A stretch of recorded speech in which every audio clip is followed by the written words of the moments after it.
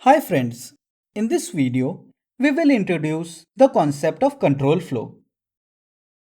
A simple Python program can be treated as a block of code where each statement is executed by the Python interpreter in linear direction from top to bottom.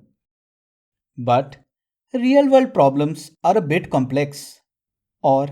non-linear in nature and require us to develop programs where we have some control over the execution of the code, like skipping or executing a block of code based on certain conditions, executing a block of code repeatedly, redirecting the execution to another set of statements, and terminating or breaking up the execution of a block. This control over the flow of execution of a code is provided via control flow statements.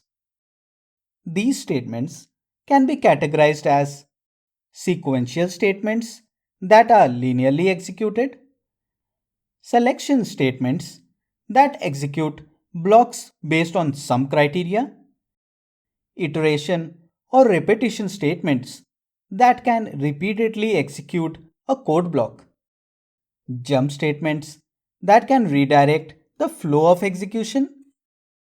procedural abstraction, where a sequence of statements are referenced as a single function or method call, recursion, where a method or function calls itself again and again, and exception handling statements, which handle the code execution when due to the occurrence of some condition, the normal flow of control is abandoned. In the next set of videos, we will go through some of these control flow constructs in detail.